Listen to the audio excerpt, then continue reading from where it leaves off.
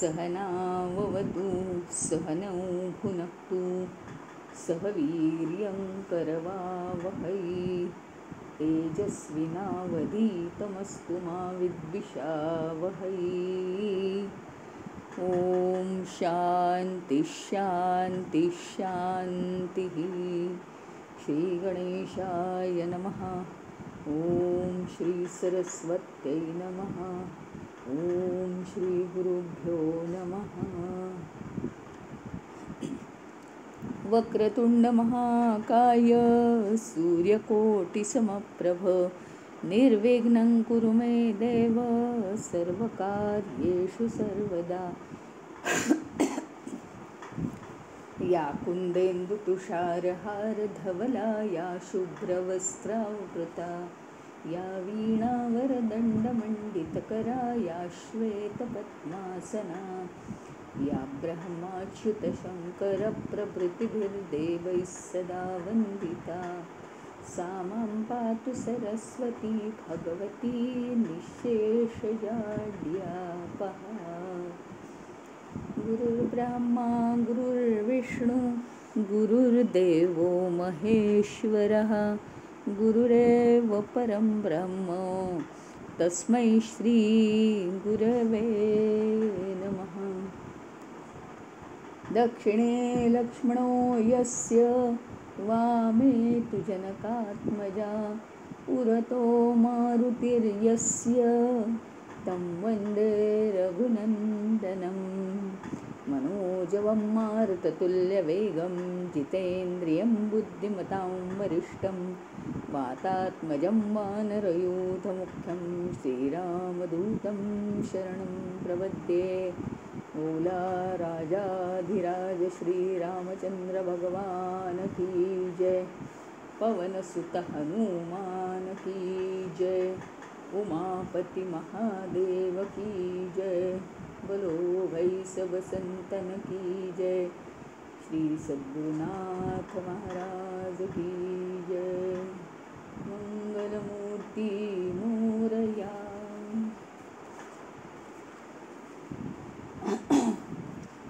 काल बघितलं आपण की सूर्याकडून इतकं उत्कृष्ट ज्ञान आपल्याला मिळालेलं आहे आणि ते मारुतीने कशा प्रकारे घेतलं उडत्या शाळेतून, म्हणजे सूर्याच्या रथाबरोबर तो उडत होता आणि त्याने ज्ञान घेतलंय सूर्याकडून। एकदा जे सूर्याने बोललंय ते त्यांनी ग्रहण केलंय, त्याला परत एक अक्षरही सांगावं लागलं नाही। आणि शेवटी दक्षिणेचा प्रश्न आल्यावर दक्षिणा म्हणून काय तुला द्यायची इच्छा असेल तर तू एकच कर म्हणून सांगितलंय ना सूर्याने, की सूर्यपुत्र 2 आहेत, वाली आणि सुग्रीव। तर त्या सुग्रीवाची खूपच खराब अवस्था केली आहे वालीनी, म्हणून तू काय कर, सुग्रीवाच्या मदतीला ऋष्यमुख पर्वतावर जा। केवळ ऋष्यमुख ही अशी जागा आहे की जिथे वाली पोहोचू शकत नाही, कारण त्याला मत्तंग ऋषींचा शाप आहे। ही गोष्ट मत्तंग ऋषींची आपण रामायणात ऐकलेली आहे। तर त्याला तो शाप आहे म्हणून तो तिथे जाऊ शकत नाही, पण त्याला मात्र सुग्रीवाचा खूप राग आहे। एवढं राज्यातून आता त्याला हाकलून दिलेलं आहे, त्याची पत्नी हिसकावून घेतली आहे, तरी सुद्धा अजून तो त्याची खूप चिथावणी करतोय। तो ऋष्यमुख पर्वतावर जाऊ शकत नाही, परंतु तो सुग्रीवाला कशा पद्धतीने त्रास देतोय आता हे आपण आज पाहणार आहोत। पण आता हे मग आपल्याला कसं कळलं? हनुमानामुळे कळलं ना, कारण सूर्याने हनुमानाला सांगितलं तू आता सुग्रीवाचं मंत्री हो, थेट आता ऋष्यमुख पर्वतावर जा, तुला मी आज्ञा देतो, कारण तुला दक्षिणा द्यायची होती तर दक्षिणा ही या रूपात दे की तुला म्हणजे कोणीही निष्प्रभ करू शकणार नाही असं ज्ञान तुला आता मिळालेलं आहे, अफाट तुझ्या अंगी शक्ती आहे। तर तू आता ऋष्यमुख पर्वतावर जाऊन सुग्रीवाचा मंत्री हो आणि माझी अशी आज्ञा आहे असं सुग्रीवाला सांग। आता त्या म्हणण्याप्रमाणे हनुमान ऋष्यमुख पर्वतावर सुग्रीवाकडे येऊन पोहोचलेला आहे। हां, आणि हे सगळं सुग्रीवाला सांगितलेलं आहे. तर सुग्रीव म्हणतो की काहीच हरकत नाही, कारण वडिलांची आज्ञाप्रमाण आहे, वडिलांनी माझ्या तुला पाठवलेलं आहे. ते म्हणतायत ना, ठीक आहे, तू माझा मंत्री आहेस, माझी काहीच हरकत नाही. आणि असा सुग्रीवसुद्धा महावानर असून अतिशय म्हणजे वानरराजच होण्याच्या तो तयारीचा आहे. तरीसुद्धा त्याची बघा आता काय अवस्था झाली आहे. काय झालं, हनुमान आता तिथे आलेला आहे हां, आणि त्यालासुद्धा आश्चर्यचकित करेल अशी ही घटना आहे. तिथे ना काही वानर जमलेले आहेत. अजून सुग्रीवाकडे एक दिवस असा आला की एके दिवशी सुग्रीवाकडे हनुमानाचं लक्ष नाही आहे. तिथे काही वानर जमलेले आहेत. एका वानराचा चेहरा बघितला, पूर्ण चेहरा उतरलेला. काय झालं काय झालं, आता आपला राजा आहे सुग्रीव, त्याच्या कमीपणाबद्दल त्याच्या अपमानाबद्दल बोलायचं तरी कसं. तर तो काही बोलला नाही. असे 4 जण वानर एक ठिकाणी उभे होते. सगळ्यांना विचारलं, हा काय प्रकार आहे, काय झालं, म्हणजे काही कळलंच नाही. सुग्रीवाकडे त्याचं लक्षच नाही अजून. कुणीही काही बोले ना, विचारलं की मान खाली घालून चेहरे उतरवून असे ते उभे राहत होते. सगळ्या वानरांची ही अवस्था पाहिली. हनुमानाने इकडे तिकडे पाहिलं, बघतो तर काय, सुग्रीव दिसला त्याला, सुग्रीव. आणि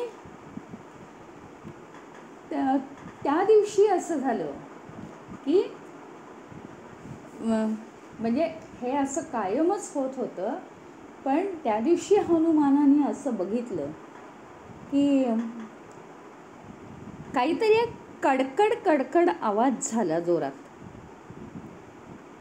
आणि सुग्रीवाकडे पाहिलं हनुमानाने, दिसत काहीही नाही आहे, पण सुग्रीव डोकं धरून बसलेला, सुन्न झालेला आणि जमिनीवर कोसळला. धाडकन आवाज आला बरं का, धाडकन आवाज आला.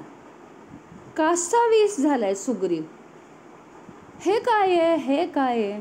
सुग्रीव तर काही सांगण्याच्या स्थितीतच नाही आहे बरं का, सुग्रीवाची स्थितीच नाही आहे. काहीतरी त्याला जबरदस्त लागलेलं आहे. आणि कोणीच काही बोले ना. हनुमानाने ठरवलं आहे, हे बा, हनुमान हा असा आहे की तो स्वावलंबी आहे. काहीही जरी असलं, मला काही कळत नाही, आता मी कसं मदत करू, असं न म्हणणार आहे तो. त्याची बुद्धिचातुर्य एवढं आहे की ठीक आहे, यापुढे सावध राहून मी शोधून काढीन. 4 दिशांना त्यांनी लक्ष दिलेलं आहे हां, कुठून काय होतं. आणि त्याच्याकडे शक्तीसुद्धा अफाट आहे. त्याच्यामुळे तो सुग्रीव असा पडलेला त्याला दिसला. कसला आवाज झाला, कसला आवाज झाला त्याला काही कळलंच नाही. सुग्रीव डोकं धरून बसलेला. आणि त्याच्या मित्रांना मात्र, सुग्रीवाच्या मित्रांना तो पडला याचं काही आश्चर्य वाटलं नाही. त्याला उभं करण्याच्याच ते नादात होते. पण जणू काही तो रोजच पडतो, जणू काही त्याला चक्कर यायचा त्रास आहे का काय आहे, हनुमानाच्या लक्षात येईना आहे. पण सगळ्यांचे चेहरे उतरलेले. पण मात्र सुग्रीवाचे जे मित्र वानर होते त्यांच्या मात्र चेहऱ्यावर आश्चर्य नव्हतं. अरे अरे अरे, काय झालं सुग्रीवाला, असं काही अचानक झालेलं नाही आहे. हे असं सततच होत होतं, सतत हे असंच होत होतं. त्याच्यामुळे झालं काय की हनुमानाला याचं जास्त आश्चर्य वाटलं की कुणालाच काही आश्चर्य वाटत नाही, तर हे असं झालंच कसं. तर म्हणजे हनुमानाला असं वाटलं, हे रोजच घडतंय की काय, असं रोजच घडतंय का काय. या विचारांनी हनुमान हे झाला, गोंधळून गेला. आता सुग्रीव सावरला जरा बरं का, त्याला म्हणजे काय ते सहन झालं नव्हतं आत्तापर्यंत, डोकं दुखत होतं त्याचं. तो सुग्रीव सावरला आणि आता उठून बसलेला आहे तो. अजूनही त्याचं डोकं दुखतंच आहे. त्याने खूप डोकं असं गच्च धरून ठेवलेलं आहे. हां, आणि तो म्हणाला, हनुमान 10 वेळा सगळ्यांना विचारतोय आणि इकडे तिकडे बघतो आहे. हनुमान काळजीत आहे की ह्याला काय झालं आणि आपण हे शोधून काढू. मग हनुमानाला काळजीत बघून तो काय म्हणाला, सुग्रीव आता जरा हे झाला, म्हणजे शुद्धीवर आला आणि तो आता सावरून स्वतःला आता तो बोलायला लागला की काय आहे हनुमाना, हे असं रोजचं आहे, हे रोजच चाललेलं आहे. तर तो म्हटला की असं दिवसातनं म्हणे 10-12 वेळा होतं. हनुमान म्हणाला, असं मला कोड्यात टाकू नकोस तू. काय होतंय असं 10-12 वेळा, म्हणजे काय होतंय ते नेमकं सांग ना, त्यावर आपण काहीतरी उपाय काढू, स्पष्टपणे सांग. आणि मग हनुमानाला तर खूप काळजी वाटली. मग सुग्रीवाने त्याला सांगायला सुरुवात केली की काय आहे, माझे जे वडील आहेत सूर्य, त्यांनी तुला सगळी कल्पना दिली. हां, सांगितलं की असं असं वाली आहे, त्यांनी मला राज्यातनं हाकलून दिलं आहे, माझ्या स्त्रीचं त्यांनी अपहरण केलं आहे, हे सगळं सांगितलं. पण या गोष्टींचा दुसराही भाग माझ्या वडिलांना चांगला माहिती आहे. पण एकच सांगायला जावं तर दुसराही मुलगा त्यांचाच आहे ना, त्याचा कमीपणा, म्हणून त्यांनी ते तुला सांगितलं नाही. वडील म्हणून त्यांना जरा वाटलं असेल की कसं सांगू, कारण जसे ते माझे वडील आहेत तसे ते वालीचे पण वडील आहेत. काय झालंय म्हणे, वालीला मतंग ऋषींनी शाप दिलेला आहे, त्याच्यामुळे तो काही ऋष्यमुख पर्वतावर येऊ शकत नाही. हां, आणि तो जर इथे आला तर तो जिवंत जाणार नाही. ऋषींचा शाप आहे त्याला, म्हणून तो इथे येतच नाही.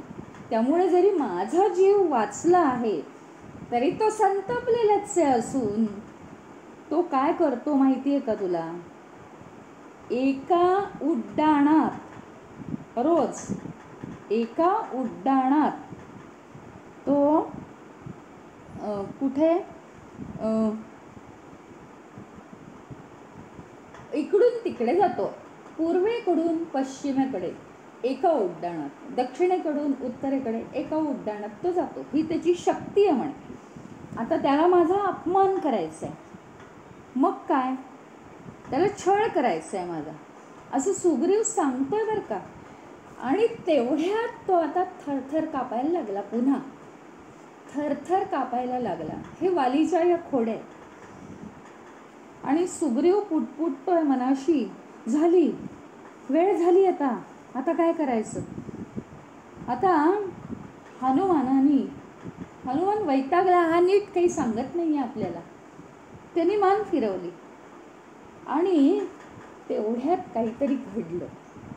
काय घडलं, प्रचंड कडकडाट झाला, कसला तरी आवाज आला त्याला. काय घडलं त्याच्या हातून, तर सुग्रीवाच्या डोक्यावर काहीतरी प्रहार झालाय असं त्याला वाटलं.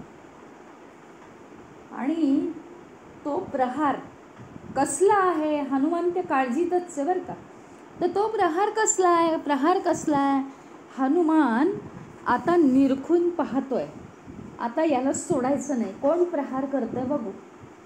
थोड्या वेळाने पुन्हा सुग्रीव जमिनीवर पडलेला दिसला, लोळतोय तो आणि त्याला सहन होत नाही आहेत वेदना. एकूण सगळं त्या परिस्थितीचं गांभीर्य सुग्रीवाच्या लक्षात आलं, हनुमानाच्या लक्षात आलेलं आहे.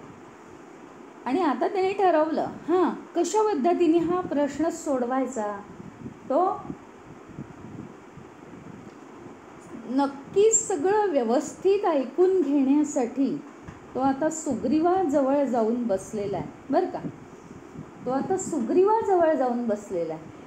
आता सुग्रीव पुढे सांगायला लागला की दररोज वाली काय करतो, सूर्याला अर्घ्य देण्यासाठी, म्हणजे वडिलांचा मान राखण्यासाठी तो काय करतो, 4 महासागरांमध्ये अर्घ्य अर्पण करतो. आणि तेव्हा काय करतो, एका उड्डाणात दक्षिण महासागरावरून उत्तर महासागराकडे आणि उलट, त्याचप्रमाणे पूर्व महासागरावरून पश्चिम महासागराकडे उड्डाण करतो. आणि हे उड्डाण बरोबर ऋष्यमुख पर्वतावरून होईल असं तो करतो. म्हणजे 4 समुद्रांवरती जाऊन 4 अर्घ्य द्यायचे, या 4 गोष्टी तर फिक्स. आणि ते 4 अर्घ्य दिवसातून 3 वेळा, म्हणजे 4 त्रिक 12 वेळा फिक्स. 12 वेळा तो ऋष्यमुख पर्वतावरून जातो. ऋष्यमुख पर्वतावरून त्याचं उड्डाण तो जरा खाली करतो, जरा खाली उतरतो. आणि तेव्हा जात असताना जिथे वाली आहे त्याच्या डोक्यावरून जोरदार लाथांचा प्रहार करतो. आणि त्याच्या लाथा म्हणजे काय, वानरांची शक्ती म्हणजे काय, हा पूर्णपणे सुन्न होतो. म्हणजे असं करून करून ह्याची ताकद दिवसानुदिवस कमी झाली पाहिजे आणि पुन्हा यांनी राज्य मागता कामा नये. मग मला तो म्हणतो की जरी कितीही, म्हणजे तो काय करतो, ह्या उड्डाणाच्या वेळा रोज बदलतो. समजा जरी मला वेळा माहिती असल्या तरी मी कुठे लपायला जाणार आहे, त्याला त्याच्या शक्तीनिशी बरोबर कळतंय की मी ऋष्यमुख पर्वतावर कुठे आहे, मी कुठे लपू शकत नाही. तो कुठेही येऊन मला लाथ मारतो आणि मग वर उडून जातो. उड्डाणाच्या निमित्ताने तो हे सगळं करतो. त्याच्यामुळे मी त्याच्यातनं वाचू शकत नाही, सुग्रीव सांगतोय हनुमानाला. आणि मग असं जे माझी स्थिती होते ते माझ्या मित्रांनाही बघावं लागतं, त्याच्यामुळे त्यांना आश्चर्य वाटत नाही. आणि वालीच्या शक्तीपुढे कोणीही जाऊ शकत नाही असं सुग्रीव सांगतोय.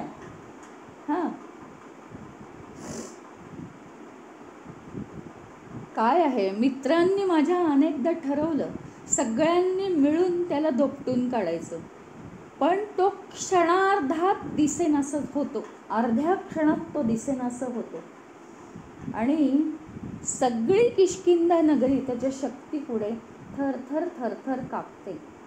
असं म्हणत आता पुन्हा वेळ झाली आहे, सुग्रीवाच्या लक्षात आलं. आणि तो आता पुन्हा थरथर थरथर कापायला लागलाय. आता तो जसा थरथर कापायला लागलाय तसा आता हनुमान सज्ज झालाय. आता नेमकं मी बघतो, आता तो लाथेनी प्रहार करेल तेव्हा मी पाहतो.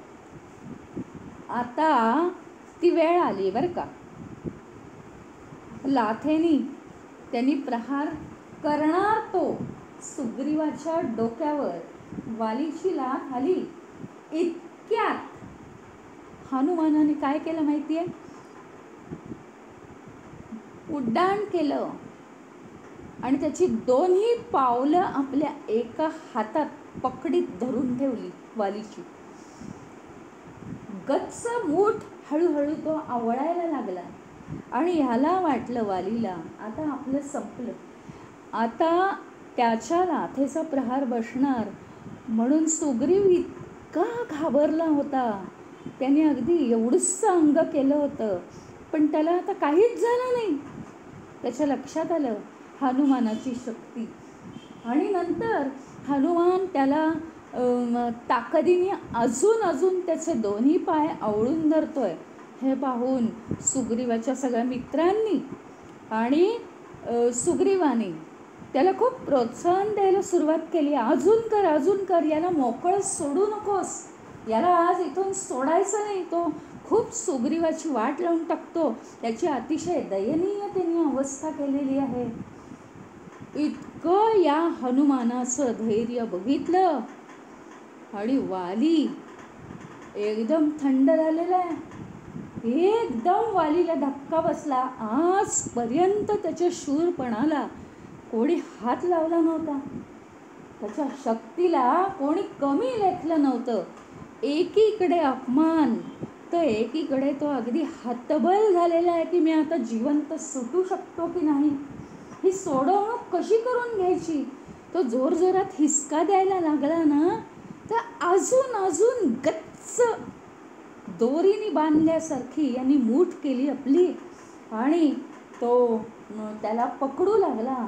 जितका तो हिसका जास्त देईल तितके हा मूठ आवळून धरत होता. मग आता मात्र वालीला आठवण झालेली आहे की लहानपणी या वानर बाळाला गर्भातच नष्ट करण्याचा मी प्रयत्न केला होता ना, आज तोच माझ्यावर उलटून पडलेला आहे. आणि त्याच्या कानात त्यांनी धातूची कुंडलं बघितली. मी दिलेल्या धातूंच्या काढ्यामुळे मरण्याऐवजी ही कुंडलं कशी काय याच्या कानात. सगळा प्रकार वालीला कळला आणि आपण आता काही वाचत नाही असं त्याच्या लक्षात आलं. मग आहेच तो राजा आहे. राजा एकदम व्यवस्थित नीती वापरतो, कुठे काय करायला पाहिजे हे त्याला कळतं. आणि मग आपण जर याला मारण्याचा प्रयत्न केला होता, जरी हा अजाण होता त्यावेळी, तरी प्रत्येक जीव आहे ना, आपल्याला कळत नसलं तरी तो परतफेडच करत असतो, बदलाच घेत असतो. कोण आपल्याशी वाईट वागतं म्हणजे का, आता आपण त्याचं गेल्या जन्मी काहीतरी केलेलं असतं. सुग्रीवाच्या वालीच्या लक्षात आलं, हा जरी अजाण होता तरी ह्याच्या नाशाचा प्रयत्न आपण केला होता, तोच आज बदला होऊन आपल्याकडे येतोय का काय. आणि वालीला तर आता अतिशय वेदना होऊ लागल्या पायांना. हनुमान अजून त्याला खाली खेचायला लागला. वालीला कळलं की आपल्याला जर यांनी खाली खेचला, आत्ता तर नुसतेच पाय धरलेत, पण यांनी जर आपल्याला खाली खेचलं आणि 4 जणात मारलं तर आपली काय राहील. म्हणजे बेअब्रूत होईलच एक राजा म्हणून, परंतु आपला जीव तरी वाचणार आहे का, हे त्याच्या लक्षात आलं. आणि अतिशय तो विनम्र झाला, त्याचा थरकाप झाला आणि सोडवण्याचा प्रयत्न काही चालत नाही. म्हणून त्यांनी काय केलं की आपण आता शत्रूची विनंती करू, आपण आता निष्प्रभ ठरलो आहोत. आणि मग काय झालं, त्यांनी वालीनी हनुमानापुढे नम्र विनंती केली, याचना केली की आता माझं चुकलं, आता मी परत आयुष्यात ऋष्यमुख पर्वतावर पाय ठेवणार नाही, अशी याचना केली. मला कृपा करून सोड.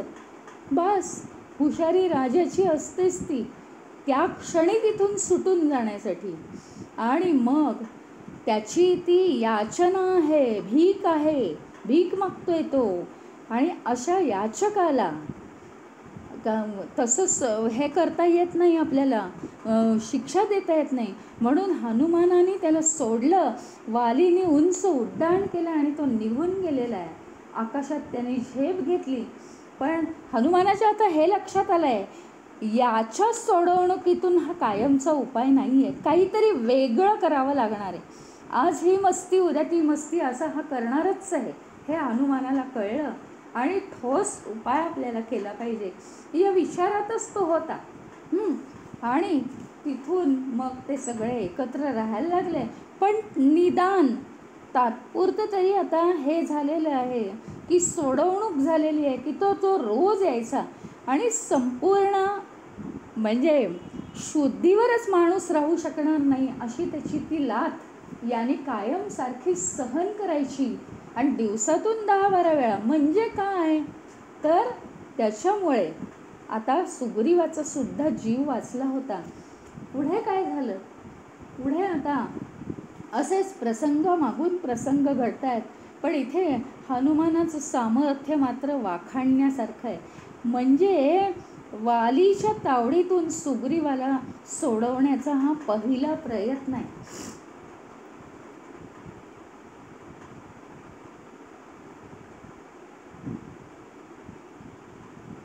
आता काय झालं की एक वानर ओरडत येत होता एक वानर ओरडत ओरडत येत होता. त्यांना शंका आली आहे. काय शंका आली आहे? कोणीतरी नवीन आलेलं आहे इथे, ऋष्यमुख पर्वताकडे सुग्रीवाच्या दिशेने येते. आणि सगळे वानर वालीनी ठेवलेलेच होते इकडे तिकडे, की ते आता म्हणजे हेर म्हणून ठेवले होते की ते सगळी आपल्याला बातमी आणून देतील. हां, मग काय केलं? तो वानर ओरडत आला आहे की कोणीतरी आलेलं आहे. वाली आलाय की काय वेश बदलून, का वालीने कोणाला पाठवलं आहे वेश बदलून? कारण त्याच्या अंगातली तर हे जात नाही आहे खुमखुमी सुग्रीवाबद्दल. असा तो ओरडत ओरडत आला. हां, मग काय झालं?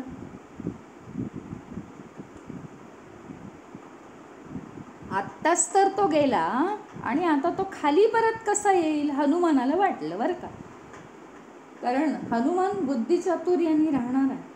आता हनुमान संकट काय आहे नेमकं ते लक्षात घेऊ लागले. पटकन सुग्रीव आणि त्याचे 4 मित्रही एकत्र आले. हां, ते कडाच्या टोकावर जाऊन बघू लागले की खाली कोण आले.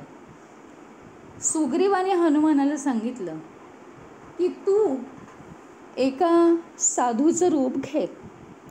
हां, कारण हे 2 माणसांच्या रूपात आहेत, मानवाच्या रूपात ते आहेत, म्हणून त्यांच्यासारखंच आता तू साधूचं रूप घे. त्यांनी हातात धनुष्य वगैरे घेतलेले आहेत. असं सुग्रीव आणि त्याच्या 4 मित्रांनी त्या पर्वताच्या कड्यावर जाऊन बघितलं आणि सांगितलं यांना हनुमानाला.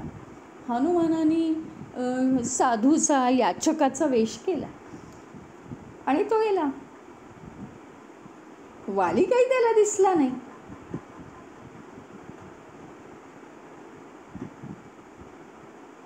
म्हणजे सुग्रीवाला वाटलं की वालीनी ही 2 माणसं पाठवली आहेत त्याचा वध करायसाठी, सुग्रीवाचा वध करायसाठी. हनुमानाने बघितलं.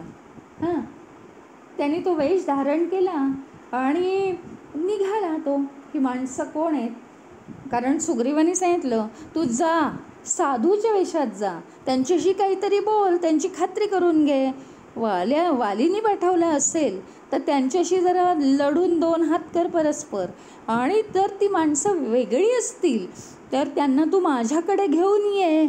कारण वानरराज आहे ना तो, काही त्यांचं स्वागत करायचं असेल तर मी करतो, त्यांना काही हवं असेल तर.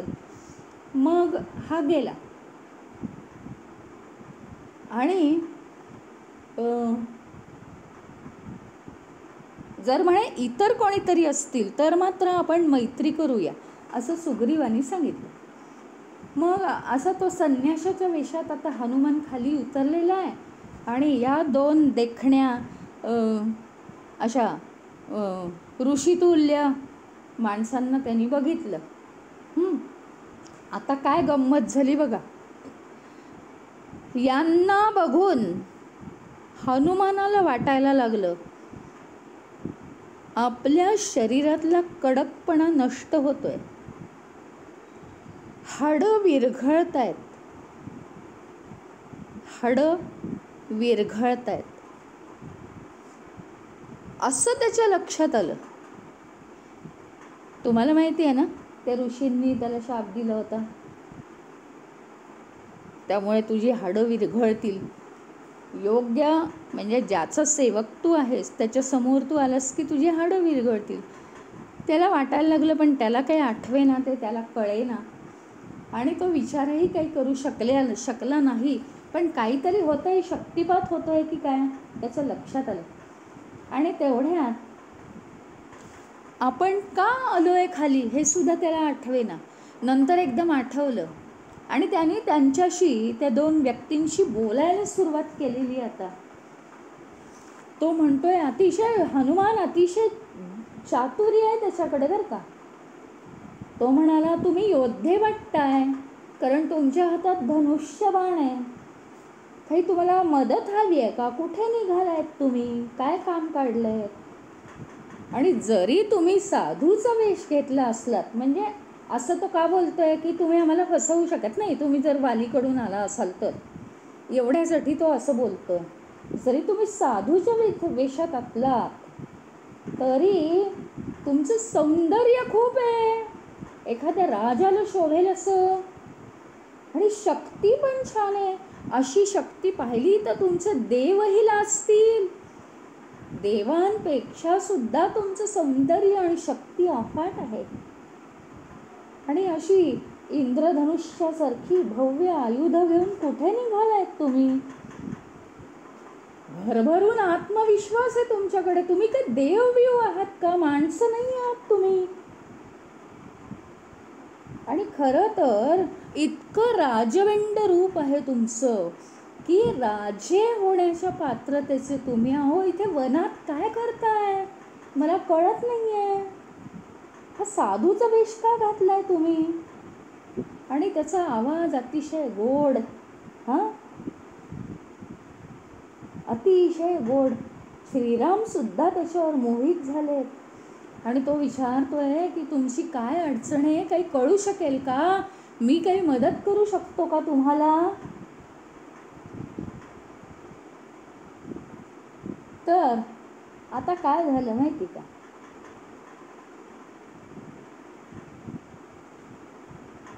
श्रीराम आता बोलायला लागलेत बरं का. श्रीराम आता पुढे होऊन बोलायला लागले. हे बघ, तुझ्या सगळ्या प्रश्नांची उत्तरं आम्ही देऊ. वेळ येईल तसं तसं देऊच. काही प्रश्नांची उत्तरं दिली नाही तरी ती तुला मिळतील. परंतु आता एक सांग, असा गरीब साधूचा वेश तू केलायस आणि तुझ्या गळ्यात ही हिऱ्यांची माळ कोणी घातली आहे? हनुमानाच्या शरीरावर रोमांच उभे राहिलेत. त्याला लहानपणीचा सूर्याने दिलेला वर, सगळ्या ऋषी मुनींनी, सगळ्या देवतांनी दिलेला वर आठवलाय. काय वर आहे तो? ब्रह्मदेवानी दिलेली ही हिऱ्यांची माळ आहे. आणि त्यांनी सांगितलं होतं की कोणालाही ही माळ कधीही दिसणार नाही, पण तुझा जो प्रभू असेल, ज्याची तुला सेवा करायची असेल, फक्त त्यालाच ही हिऱ्यांची माळ दिसेल. हनुमानाच्या अंगावर रोमांच उभे राहिले. आता मला माझ्या आयुष्याचा हेतू सापडलाय. आता कुठेही जायला नको. बस, अगदी सद्गदित झालाय हनुमान. पण सांगणार कोणाला? अजून तर हे दोघं जण नवखेत. त्याला त्याच्या मनातली ही गोष्ट आहे की हेच माझे स्वामी आहेत, हेच माझे भगवान आहेत. आणि मग हनुमान आता बेशुद्ध होण्याच्या अवस्थेला आलेला आहे. लहानपणी ब्रह्मदेवांनी दिलेली ती माळ त्याला आठवली. आणि या स्वामीची तो इतके दिवस वाट पाहत होता. आणि मग तो गोंधळून गेलेला आहे. मनातले विचार त्यांनी मनातच ठेवले. श्रीरामांना तो पटकन म्हणाला, मी कोण आहे सांगू का? मी सुग्रीवाचा मंत्री. आणि इतकं चुकल्यासारखं झालं. त्यांनी मान खाली घातली. 2 क्षण त्याला काय झालं तेच कळलं नाही. अरे, हे माझे प्रभू आहेत, हे माझे स्वामी आहेत. आणि मी यांना सांगितलं, मी सुग्रीवाचा मंत्री. माझा मोठेपणा तो काय आहे? चुकलंय माझं. मी कोणी नाहीये. त्याला वाटलं आपल्या हातून फार मोठी चूक झाली. गोंधळून गेला तो. आणि आता ही जी आपली घोडचूक झाली आहे त्याची आपण माफी मागायची. म्हणजे बेहद्द सेवा केली पाहिजे यांची आपण, म्हणजे आपला नम्रपणा दिसेल.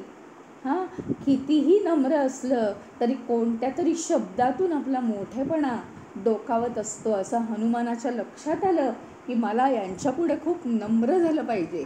सुग्रीवाचा मंत्री अशी ओळख करून द्यायला नको होती मी. आणि मग आता पुढे काय झालं?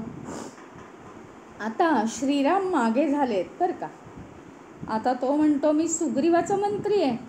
लक्ष्मण, राजनीतिज्ञच आहे तसा. श्रीरामांना मागे ठेवून लक्ष्मणाने ओळख करून दिली की मी म्हणजे दशरथ राजा जो आहे अयोध्येचा, त्याचे हे ज्येष्ठ बंधू श्रीराम, हां, आणि त्यांचा लहान भाऊ मी जरी असलो तरी भावाच्या आधी माझं नातं त्यांचा सेवक म्हणून आहे. या लक्ष्मणाच्या शब्दांनी तर तो अजूनच लाजला हनुमान. आणि मग काय झालं, मग सगळी हकीकत सांगितली लक्ष्मणाने की आम्ही वडिलांच्या आज्ञेवरून इथे इतके वर्ष दंडकारण्यात आम्ही 14 वर्ष काढली आहेत, 13 वर्ष काढली आहेत. आणि त्याच्यामुळे ती सगळी त्यांनी ओळख करून दिली. आणि दुर्दैवाने माझ्या मोठ्या भावाची पत्नी सीता हिचं अपहरण झालेलं आहे आणि तिच्या शोधार्थ आम्ही आहोत, म्हणून आम्ही इकडे आलो आहोत. त्यांनी सगळी ओळख करून दिल्यावर हनुमान लगेच अतिशय खुश झाला. त्याचबरोबर आपली चूक सुधारायची, आपल्याला यांची खूप सेवा करायची असंही त्यांनी ठरवलं. आणि सुग्रीवाची सुद्धा नेमकी हीच अडचण आहे, म्हणूनही तो खुश झाला की आता सुग्रीवाशी यांची मैत्री करून देऊ. हे दोघं जणांची अडचण समान असल्यामुळे अतिशय अगदी अंतःकरणापासून एकमेकांची अडचण ते सोडवतील या उद्देशाने आता तो आनंदाने सुग्रीवाकडे न्यायला निघाला. प्रथम त्यांनी सुग्रीवाकडे जाऊन त्यांनी सगळा समाचार सांगितला. योग्य आहे ना, ठीक आहे ना, त्यांना आणू ना. आणि मग ऋष्यमुख पर्वतावर चढण्यासाठी दोघांनाही हनुमान पाठीवर बसवून आणू लागला. दोघांनाही पाठीवर बसवून त्यांनी आणलं आहे. आणि त्याच्यानंतर सुग्रीवाची आणि श्रीरामाची अत्यंत प्रेमभराने हातमिळवणी झाली. दोघांनी एकमेकांना आपली सगळी ओळख, आपल्या अडचणी सांगितल्या आहेत आणि हे प्रश्न सुटेपर्यंत पूर्णपणे आपण मित्र राहणार आहोत. तुम्हाला माहिती आहे, हनुमानाने अग्नी पेटवला आणि अग्नीच्या साक्षीने मैत्री केलेली आहे त्यांनी. अग्नीच्या साक्षीने केलेली मैत्री कधी कमी होत नसते. हां,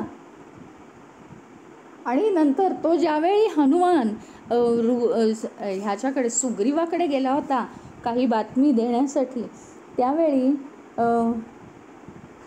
म्हणजे श्रीराम लक्ष्मणाला म्हणाले, हनुमानाच्या वाणीमध्ये किती वैशिष्ट्य आहे, किती आवाज मधुर आणि योग्य वेळी योग्य शब्द, वागणं किती नम्र, मृदू, सेवाभावी. खूप छान वाटलं. आणि म्हणजे इतकं नम्र वागणं जे असतं ना, त्यांनी नक्की 4 वेद शिकलेले असले पाहिजे. 4 वेदांचा अभ्यास केल्याशिवाय इतकं नम्र कोणी होऊच शकत नाही. उत्तम गुरूंकडनं ही विद्या त्यांनी आत्मसात केलेली दिसतीये असं श्रीराम सगळं सांगत होते. काय आहे माहिती का, श्रीराम लक्ष्मणाला सांगत होते की काय आहे, हे जर वेद वाचले तर ज्ञान प्रकट करण्याचं सामर्थ्य येतं आपल्यात. यजुर्वेदामुळे आपली स्मरणशक्ती सुधारते. सामवेदामुळे गाण्यातला गोडवा आवाजामध्ये येतो.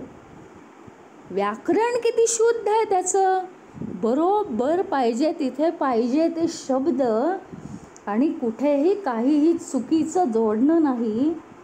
हां, एकही चुकीचा शब्द नाही. हनुमानाच्या तर बोलण्यावर श्रीराम अतिशय खुश झाले.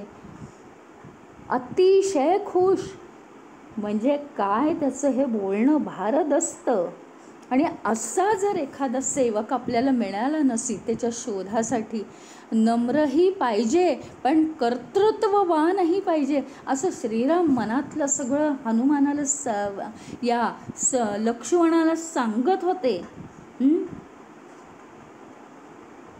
आणि तोपर्यंत तो सुग्रीवाशी भेटून परत आलेला आहे आणि त्यांना तिथे ऋष्यमुख पर्वतावरती त्यांनी नेलेलं आहे. मग काय झालं पुढे, हां, की ते तिघही आता पोचलेले आहेत. हनुमानाने या दोघांना आणलं आणि ते तिथे वर पोचलेले आहेत बरं का. तर सुग्रीव मोठ्या ITमध्ये कमरेवर हात ठेवून दोघांनाही निरखत होता. कारण त्याचा आहे ना स्वभाव कसा आहे की वालीसारखा त्रास देतो. नेमके हे वालीनी पाठवलेले आहेत का कोण आहेत, चुकता कामा नाही, नाही तर मी इथं मरून पडीन, असं म्हणजे त्याला शंकासारखी. त्यामुळे तो कमरेवर हात ठेवून कडक रीतीने पाहत होता त्यांच्याकडे. हनुमान गुडघे टेकून खाली बसला आणि मग दोघंजणं त्याच्या पाठीवरून उतरलेले आहेत. आता दोन्ही भावांना खाली उतरलं, दोन्ही गटांची एकमेकांना ओळख करून दिली. आता हनुमानाला चांगलीच ओळख झाली आहे. आधी सुग्रीवाची ओळख करून दिली त्यांना आणि मग त्यांचीही अडचण सुग्रीवाला सांगितली. असे असे इथून इथून हे आलेले आहेत. सगळी श्रीरामांची परिस्थिती सांगितली. दोघांनी एकमेकांची परिस्थिती समजावून घेतली आणि सुग्रीवाने श्रीरामांना सुद्धा आपला मित्र म्हणून स्वीकारलं. कारण या राजे लोकांचं हेच ध्येय असतं माहिती का, आपल्याला फार मोठ्या यशासाठी कोणीतरी चांगला, विश्वासू, नम्र असा मित्र पाहिजे, अडी अडचणीला उपयोगी येईल. मग नंतर दोघांची चांगली दोस्ती झाली, हस्तांदोलन केलं, हां. आणि मग सुग्रीव, हनुमान किती नम्र आहे त्याचं हे उदाहरण आहे बघा. सुग्रीव श्रीरामांची हात मिळवणी करतोय, हस्तांदोलन करतोय, हां, शेक हँड करतोय त्यांना. हे पाहून हनुमानाला फार वाईट वाटलं, अतिशय उद्विग्न झाला. श्रीराम हे तिन्ही जगाचे स्वामी आहेत, माझे स्वामी आहेत. काय त्यांचा पुरुषार्थ आहे, केवळ एक त्या स्त्रीचं अपहरण झालं म्हणून. सुग्रीवाला हे कळणार कधी, पण मी सुग्रीवाचा मंत्री आहे, मी काय राजा नाही, मी त्याला हे कसं सांगणार. पुन्हा पुन्हा हनुमान उद्विग्न होत होता, अतिशय वाईट वाटत होतं. कुठल्या कुठे हे श्रीराम प्रभू, कुठल्या कुठे त्यांची ही दिव्य शक्ती आणि हा सुग्रीव त्यांच्याशी हात मिळवणे. अरे त्यांच्या चरणावर मस्तक अर्पण कर, तुझं कल्याण तरी होईल, असे विचार हनुमानाच्या मनात येत होते. हां, आणि मग नंतर हे सगळे गप्पा मारत मारत ऋष्यमुख पर्वतावर फिरत होते. सगळी माहिती हा त्या तिथली देत होता. पर्वत शिखरांच्या मध्यभागी त्यांना घेऊन आला आणि मग सगळे ह्याची म्हणजे आता आपल्याकडे पाहुणे आलं की नाही का आपण दाखवतो सगळं आजूबाजूचं ठिकाणं वगैरे, तशी त्यांना या ऋष्यमुख पर्वताची माहिती सगळीकडे त्यांचं त्या ऋष्यमुख पर्वतावर फिरणं झालं, हे झालं. आणि त्यांना वालीची पण माहिती दिली आणि ही त्या ठिकाणाची पण सगळी माहिती दिली. आणि असं करत करत फिरत फिरत एका चांगल्या उत्तम ठिकाणी आले की जिथे खूप सालवृक्ष आहेत, सावली आहे घनदाट बसायसाठी. आणि सालवृक्षाचं काय वैशिष्ट्य, तर खूपच मोठीच्या मोठी फांदी असते. एक फांदी उपटली आणि वानरांना काय एका हातात एक फांदी उपटतात, शक्ती अफाट. मग त्यांनी एक फांदी उपटली आणि त्याच्यावर श्रीरामांना बसायला सांगितलं. श्रीराम बसले त्या फांदीवर. त्या फांदीच्या दुसऱ्या टोकाला जाऊन सुग्रीव बसला. हां, राजा आहे तो बसला त्याच्यावर. आता दुसरी कुठे फांदी तोडायची, त्याने लक्ष्मणाकडे लक्ष नाही दिलं बरं का. कारण तो सुग्रीव आहे, तो राजा आहे आणि तो तसा ताठच आहे. आणि दुसरं म्हणजे त्याला वालीचे खूप झटके बसलेत ना, त्यामुळे फारसं कोणाचं स्वागत करायचं नाही. लक्ष्मण उभाच आहे अजून बरं का. आणि अशा आपल्या स्वामीचा भाऊ अत्यंत तेजस्वी आहेत हे दोघं जण. फक्त हनुमानालाच कळत आहे त्याच्या ताकदीमुळे, अंतर शक्ती आहे हनुमानाकडे. तर त्याने काय केलं, तर चंदन वृक्षाची मोठी फांदी उपटली आणि ती या फांदी शेजारी ठेवली. श्रीरामांच्या शेजारी लक्ष्मणाला बसवलेलं आहे. आता हनुमान शांत झाला. आणि त्यांनी असं ठरवलं की आपण यांच्या शेजारी बसणारे कोणी नाही, काहीच आपली बात राहत नाही, हे अतिशय तेजपुंज माझे स्वामी आहेत, त्यांच्या शेजारी नाही बसायचं. एवढ्या वनामध्ये तो जमिनीवर बसला, काटे कुटे साफ करून हनुमान खाली बसलेला आहे त्यांच्यासमोर. बस फक्त सुग्रीवाचं कल्याण व्हावं आणि श्रीरामचंद्रांची मुख्य म्हणजे मला सेवा करता यावी, बस एवढंच त्याच्या मनात आहे. आणि तो आता बसलेला आहे. तिथे त्यांनी सगळी एकमेकांची अडचण सांगितली श्रीरामांना. त्यांचं लक्ष अतिशय बारीक आहे हनुमानाच्या या नम्रतेचं, कारण लक्ष्मण जीव की प्राण आहे आणि लक्ष्मणाचा अपमान सुग्रीवाकडून झालेला आहे. त्यांनी एकालाच बसायला जागा द्यायची का? अरे त्याचा तो सख्खा छोटा भाऊ आहे, सगळे आलेले पाहुणे बसले पाहिजेत का नाही, का कोणी उभं राहायचं? श्रीरामांना हे पटलं नाही, पण त्यातून सुद्धा हनुमानाची केवढी नम्रता याचं त्यांना अत्यंत कौतुक वाटलं. आणि कसं असतं माहिती आहे का, एकमेकांकडे ओढ असते. जरी हनुमान नवीन असला यांना, तरी एकमेकांकडे ओढ असते. आता श्रीरामांची ओढ होती, असा जर मला सेवक मिळाला तर सीतेचा शोध घेणं जितकं कठीण आहे ना, तितकं सोपं होऊन जाईल. अंतःकरणापासून त्याची भक्ती आहे, त्याची श्रद्धा आहे माझ्यावर, तो नम्र आहे, अशी खात्री त्यांची दिवसानुदिवस वाढत होती हनुमानाला बघून. आणि मग काय झालं तुम्हाला माहिती आहे की म्हणजे छोट्या छोट्या गोष्टी शिकल्या. आता काय होतं, आता इथे काही तर रामायणातल्या गोष्टीची गरज नाही, पण एक थोडंसं सांगावं असं वाटतं की हे आल्यानंतर या दोघांचं स्वागत करण्याऐवजी एकट्या श्रीरामांना बसवून घेतलं आणि लक्ष्मणाला उभं ठेवलं. श्रीरामांना वाईट वाटलेलं आहे आणि त्याचं याला चुकीचं हे द्यावं प्रायश्चित्त म्हणून केवळ वाली आणि सुग्रीव, म्हणजे आता वालीला मारायचंच आहे, ते माहितीच आहे श्रीरामांना की वालीला मारायचं आणि ह्याला याची पत्नी मिळवून द्यायची, याला राज्य मिळवून द्यायचं, हे तर श्रीरामांना माहिती आहे. कारण काय, मैत्री त्याच्याचसाठी झाली आहे. त्याचं काही नाही आहे, पण म्हणून काय ह्यानी लक्ष्मणाचा अपमान करायचा का? तर नाही. मग ते त्याच्यासाठी अन्याय होऊ द्यायचा नाही आहे. त्याच्याबद्दल त्यांनी काय केलं की आपण वालीवर स्वारी करायची, पण प्रथमतः तू वालीशी युद्ध करायला जा आणि नंतर आम्ही सामील होऊ. आता रामायणातल्या गोष्टीचं तुम्हाला कळेल. म्हणजे जर वेगवेगळ्या दृष्टीने जर अभ्यास केला तर आपल्याला खऱ्या गोष्टी कळतात की आता लक्ष्मणाचा अपमान ह्याचा पश्चाताप सुग्रीवाला करायला लावायचा होता.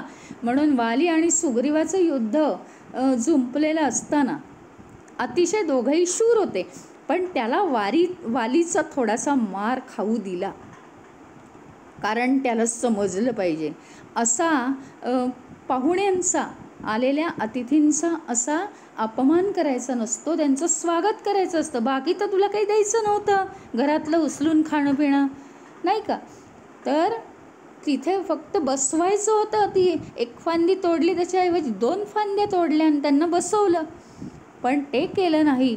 म्हणून श्रीरामांनी निमित्त केलं की वाली आणि सुग्रीव ओळखू येत नाही आहेत, म्हणून सुग्रीवाला मारण्याऐवजी त्यांनी त्या युद्धात भागच घेतला नाही असं श्रीराम म्हणाले. पण ती त्यांनी एक सबब सांगितली आणि मग नंतर ह्या सुग्रीवाला समजली चूक आणि सुग्रीव श्रीरामांनी लक्ष्मणाला सांगितलं की ह्याच्या गळ्यात त्या वनात असलेल्या फुलांची, लाल फुलांची माळ घाल. ती लाल फुलांची माळ घालायसाठी लक्ष्मण गेला तेव्हा तो सुग्रीव त्याच्या पुढे वाकला आणि श्रीरामांनी असा अर्थ काढला की लक्ष्मणाला स्वागत करण्याची जी चूक सुग्रीवाच्या हातून झाली आहे त्याची नम्रता म्हणून त्यांनी त्याच्यापुढे मान वाकवली आहे, असा अर्थ श्रीरामांनी काढून इथे हा विषय समाप्त झाला. आणि आता आपण युद्धात भाग घ्यायचा, अशा रीतीने श्रीरामांनी तो प्रश्न सोडवलेला आहे.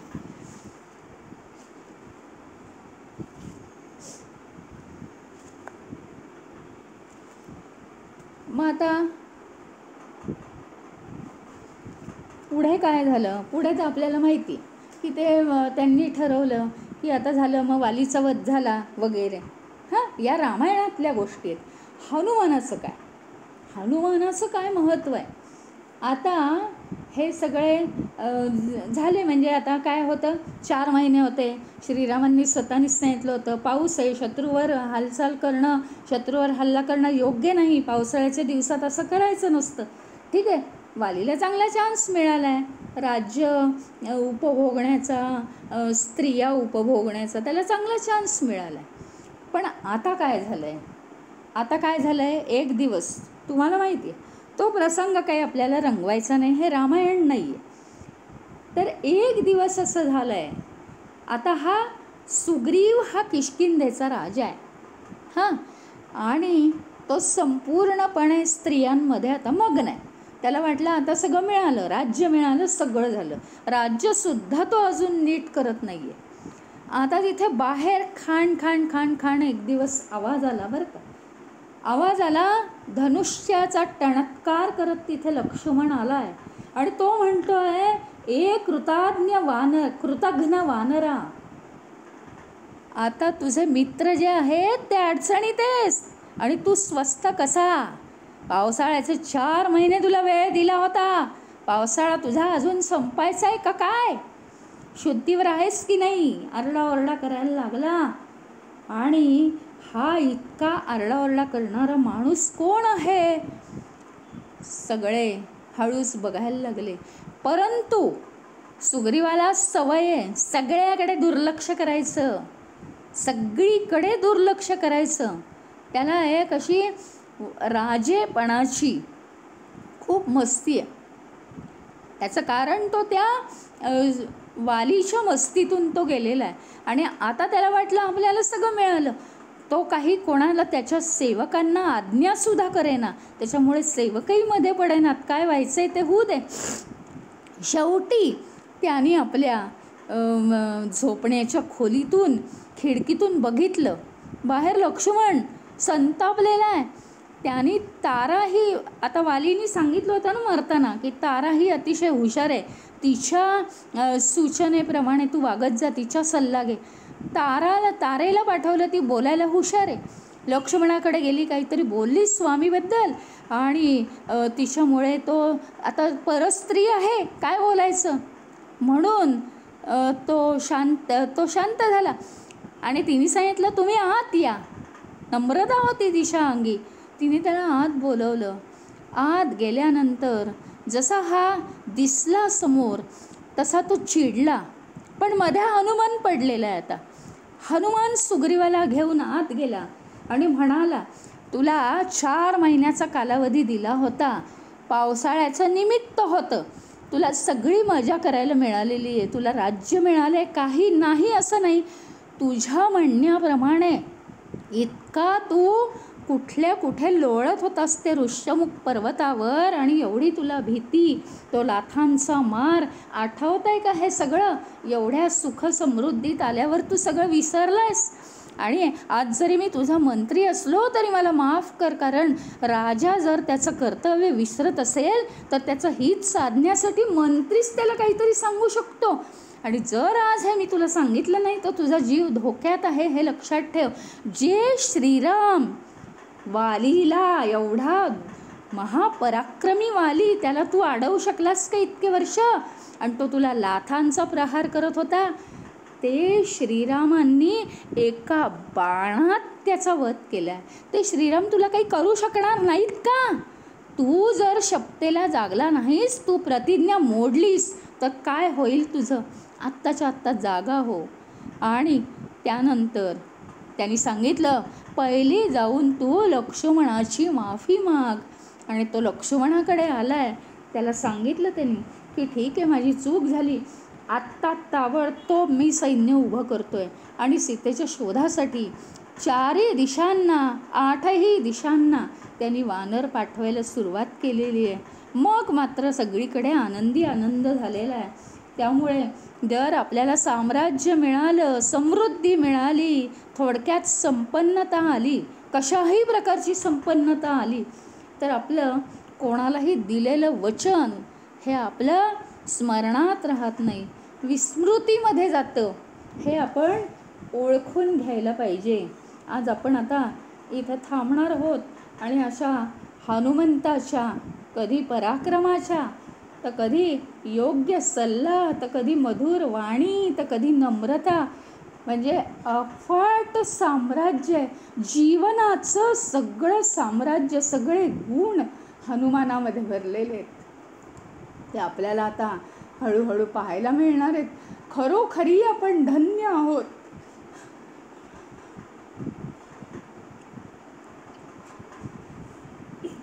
नाही तर इतके गुण सुद्धा पृथ्वी तलावर असतात, हे आपल्याला कधी पाहायलाच मिळालं नसतं.